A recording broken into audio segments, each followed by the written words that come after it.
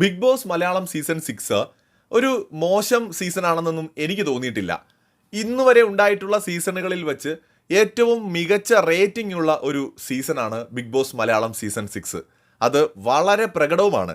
പക്ഷേ അഖിൽ മാരാറിനെയോ സാബുവിനെയോ അല്ലെങ്കിൽ രജിത് കുമാറിനെയോ റോബിനെയോ പോലെ ഒരു പ്ലെയർ ഈ സീസണിൽ ഇല്ല എന്ന് തന്നെ പറയാം.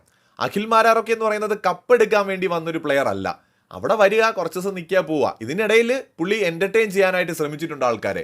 പക്ഷെ ജെന്യുവിനായിട്ട് നിന്നു. നല്ല നോളജ് ഉണ്ട്, ഭയങ്കര ബ്രില്യൻ്റ് ആണ്. അതുകൊണ്ടാണ് മാരാറ് കഴിഞ്ഞ സീസണിൽ കപ്പെടുത്തത്. റോബിന്റെ കാര്യം പറഞ്ഞാൽ ഭയങ്കര പ്ലാൻഡ് ആണ്. ബിഗ് ബോസിന്റെ ചരിത്രത്തിൽ ഇത്രയും പ്ലാനിങ്ങോടുകൂടി വന്ന് ഗെയിം കളിച്ചൊരു കണ്ടസ്റ്റന്റ് വേറെ ഉണ്ടോ എന്ന് സംശയമാണ്. അതായത് ഓരോ ചുവട് വയ്ക്കുന്നതിന് മുമ്പും മനസ്സിനകത്തിട്ട് ആ വയ്ക്കാൻ പോകുന്ന ചുവടിനെ ഹരിച്ചും ഗുണിച്ചും നോക്കിയിട്ടാണ് റോബിൻ വെച്ചിട്ടുള്ളത്.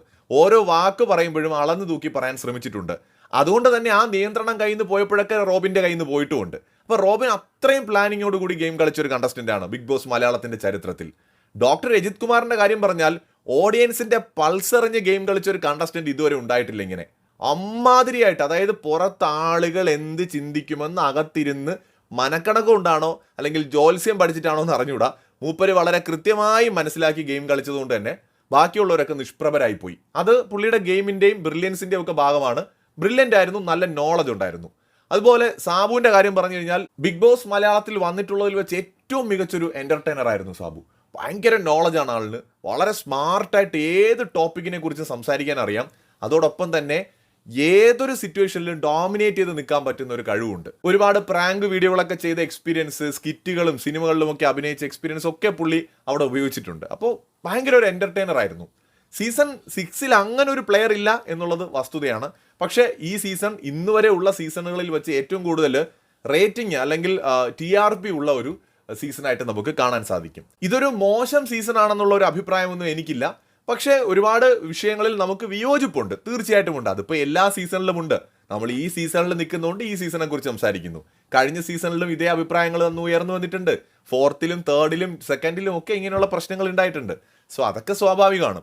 പക്ഷേ ഈ സീസണിൽ ഇപ്പോൾ അതിനകത്ത് ഗെയിം കളിച്ചുകൊണ്ടിരിക്കുന്ന ആരെന്ന് ചോദിച്ചാൽ എൻ്റെ അഭിപ്രായത്തിൽ ഒന്ന് ജിൻഡോയ്ക്ക് വളരെ കൃത്യമായിട്ടുള്ള ഒരു ഇൻഡിവിജ്വൽ ഗെയിം അവിടെ ഉള്ളതായിട്ട് കാണാൻ സാധിക്കും. വളരെ കൃത്യമായ ഒരു ഗെയിമുള്ള ഒരു ഇൻഡിവിജ്വൽ പ്ലെയർ അവിടെ ഉള്ളത് ജിൻഡോയാണ്. രണ്ടാമത് പറയാൻ പറ്റുന്നത് ജാസ്മിൻ ജബ്രി എന്ന് വിളിക്കുന്ന കോംബോ. അതൊരു കോംബോ ഗെയിമാണ് അവർ കളിക്കുന്നത്. അവർക്ക് അവരുടേതായിട്ടുള്ള കൃത്യമായ ഗെയിമുണ്ട്. ഈ 3 പേരുമാണ് നിലവിൽ അവിടെ ഏറ്റവും കൂടുതൽ ഗെയിം കളിക്കുന്ന കണ്ടസ്റ്റൻസ്. അതായത് നെഗറ്റീവോ പോസിറ്റീവോ എന്നുള്ളതല്ല ഞാൻ പറയുന്നത്. ഈ 3 പേരാണ് ഏറ്റവും കൂടുതൽ കോണ്ടന്റുകൾ കൊടുക്കുന്നത്. ചുരുക്കി പറഞ്ഞാൽ ഇവരുടെ ചെലവിലാണ് പല കണ്ടസ്റ്റൻസും അവിടെ നിന്ന് പോകുന്നത് പോലും. ഇവരുടെ കണ്ടന്റാണ് പലരെ അവിടെ നിലനിർത്തുന്നത് തന്നെ. ഈ ഷോയെ മുന്നോട്ട് നയിക്കുന്നതും ഇപ്പൊ ഏറ്റവും പ്രധാനമായിട്ട് ഇവരുടെ കണ്ടന്റുകളാണ്. ഇതിനിടയിൽ റോക്കി ഒരുപാട് ഷോയെ നല്ല രീതിയിൽ നയിക്കുന്നതിൽ മുന്നിൽ നിന്ന ഒരാളാണ്. കണ്ടന്റ് ഒരുപാട് കൊടുത്തിട്ടുണ്ട് കേട്ടോ. റോക്കി ഉണ്ട്, അതുപോലെ തന്നെ നമ്മുടെ രതീഷ് ഫസ്റ്റ് വീക്കിൽ പൊളിയായിട്ട് കളിച്ച ഒരാളാണ്. അതുപോലെ നമ്മുടെ സിബിൻ വന്ന സമയത്ത് കിടിലൻ പ്ലെയർ ആയിരുന്നു. ഇടയ്ക്ക് പല സ്ട്രോങ് പ്ലെയേഴ്സും ഉണ്ടായിരുന്നു, അവർ വന്നും പോയും ഒക്കെ നിന്നു. ഇതിനിടയിൽ കൺസിസ്റ്റന്റ് ആയിട്ട് നിൽക്കുന്ന 3 പേര് ഇവരാണ്. പിന്നെ സിജോ ഇനി നമുക്ക് അറിയാനുണ്ട്. സിജോ നല്ല എക്സ്പെക്ടേഷൻ ഉള്ള ഒരു കണ്ടസ്റ്റന്റ് ആണ്. ഇനി നമുക്ക് നോക്കാം, വന്നല്ലേ ഉള്ളൂ. വന്ന ദിവസങ്ങളുടെ പെർഫോമൻസ് നിരാശപ്പെടുത്തിയതാണ്. പക്ഷെ ഇപ്പോഴും പ്രതീക്ഷ കൈവിട്ടിട്ടില്ലാത്തൊരു മത്സരാർത്ഥിയാണ് സിജോ ഒരു കംബാക്ക് നടത്തുമെന്ന് ഞാൻ വിചാരിക്കുന്നു. കാത്തിരുന്ന് കാണാം. അതുപോലെ തന്നെ സായിയുടെ കാര്യത്തിൽ ഒരു എത്തുംപിടി എനിക്ക് കിട്ടുന്നില്ല. ഇനി എന്തെങ്കിലും ഇപ്പോൾ പൊട്ടും എന്ന് പറയുന്ന പോലെ എപ്പോഴെങ്കിലും പൊട്ടുമെന്ന് നമുക്ക് നോക്കാം. സായിയുടെ കാര്യം അങ്ങനെ നിൽക്കുകയാണ്. അഭിഷേക് ശ്രീകുമാർ ഷെഡിലായെന്ന് തന്നെയാണ് തോന്നുന്നത്. ഇനി ഒരു കംബാക്ക് എനിക്ക് തോന്നുന്നില്ല. അതിന് മാത്രമൊന്നും അവിടെ കാണുന്നില്ല. നോറയ്ക്ക് ഒരു ഗെയിം ഉണ്ടായിരുന്നു ജാൻമണിയുമായിട്ട്. ജാൻമണി പോയതോടെ അത് കഴിഞ്ഞു. പക്ഷേ ഇൻഡിവിജ്വൽ പ്ലെയർ ആണ്. അതേസമയത്ത് തന്നെ അർജുൻ ശ്രീതു എന്തായിത്തീരുന്ന ഒരു പിടിയുമില്ല. ആ ഒരു ലവ് കോംബോയ്ക്ക് പുറത്ത് അർജുൻ കുറച്ചും കൂടെ ആക്റ്റീവായിട്ട് വന്ന അടിപൊളി പ്ലെയർ ആണ്. പക്ഷെ ആക്റ്റീവായി വരുന്നില്ല. നമ്മൾ ഇത്രയും ദിവസം ഇങ്ങനെ കണ്ണിൽ എണ്ണ ഒഴിച്ച് കാത്തിരുന്നിട്ടും വന്നിട്ടില്ല.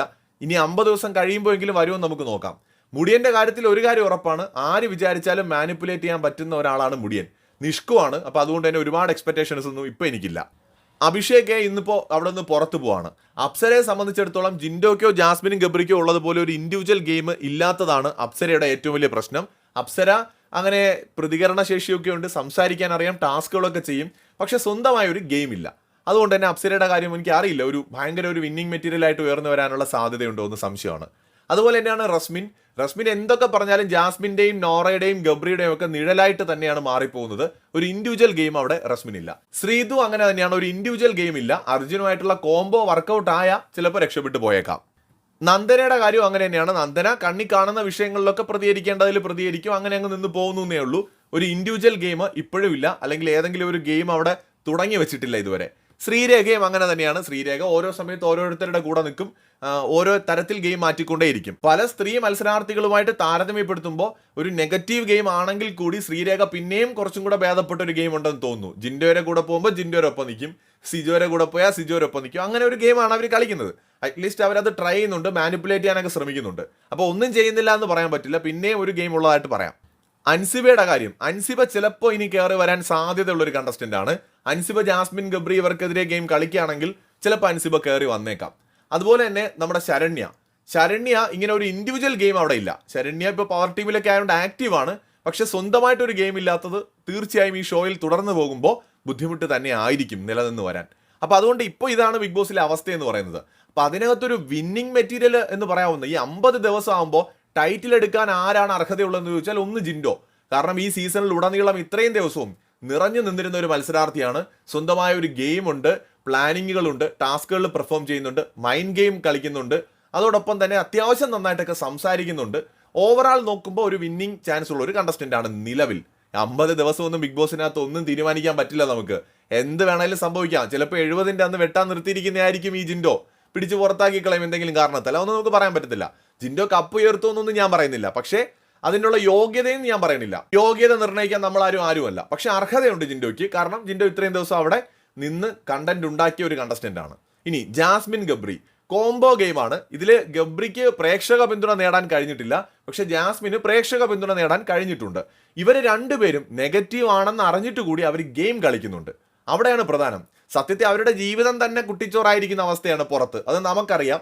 അവരുടെ കയ്യിലിരിപ്പ് കൊണ്ടാണ്. അവരുടെ ഗെയിം സ്ട്രാറ്റജികളോട് നമുക്ക് യോജിക്കാൻ പറ്റില്ല, പല നിലപാടുകളോട് യോജിക്കാൻ പറ്റില്ല, അഭിപ്രായ വ്യത്യാസങ്ങൾ ഒരുപാടുണ്ട്. പക്ഷെ അപ്പോഴും കുറഞ്ഞ പക്ഷം ആ നിൽക്കുന്ന പ്ലാറ്റ്ഫോമിനോട് അവർ നീതി പുലർത്തുന്നുണ്ട്. അവരെന്തെങ്കിലുമൊക്കെ ചെയ്യുന്നുണ്ട്. നെഗറ്റീവ് കണ്ടന്റ് ആണെങ്കിൽ കൂടി ഓഡിയൻസ് തെറി വിളിക്കാനെങ്കിലും അവരുടെ പേരെടുക്കുന്നവരുണ്ട്. അപ്പോൾ അതുകൊണ്ട് അവരൊരു എന്തെങ്കിലും അവിടെ ചെയ്യുന്ന ആൾക്കാരെന്ന് നമുക്ക് പറയാം.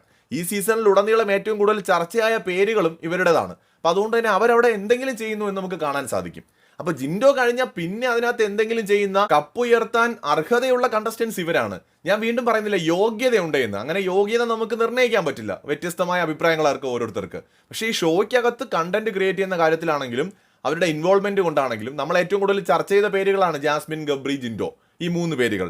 അപ്പോൾ അതുകൊണ്ട് തന്നെ ഇവർ 3 പേരും തന്നെയാണ് ഷോയിലെ നിലവിൽ 50ാമത്തെ എപ്പിസോഡിൽ എത്തി നിൽക്കുമ്പോൾ ആരെന്ന് ചോദിച്ചാൽ കപ്പ് ഉയർത്താൻ അർഹതയുള്ളവർ. പക്ഷെ ഇനിയും ഉണ്ട് ഒരു 50 ദിവസം കൂടെ. അപ്പൊ ഇനി അവിടെ ഇരിക്കുന്ന ആൾക്കാർക്ക് ഉയർന്നു വരാൻ സമയമുണ്ട്. ഇവരുടെയും മുകളിൽ ആരെങ്കിലും ഗെയിം കളിച്ച് ഉയർന്നു വന്നാൽ തീർച്ചയായും അവർക്കും ചാൻസ് ഉണ്ട്. രതീഷ് വന്നിട്ടുണ്ട്. രതീഷിന്റെ ഗെയിം എന്താണ്, എങ്ങനെയാണെന്നൊക്കെ നമുക്ക് ഇനിയുള്ള ദിവസങ്ങളിൽ നോക്കാം. സോ എൻ്റെ ഒരു ഒപ്പീനിയൻ ഇതാണ്, ഈ സീസൺ കിടിലൻ സീസണാണ്. TRP ഉണ്ട്, കോണ്ടന്റുകളുണ്ട്.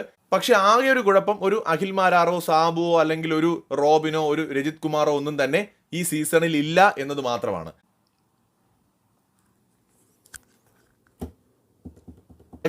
അഖിൽ ഒരു സ്ട്രോങ് പ്ലെയർ ആയിരുന്നത് കൊണ്ടാണ്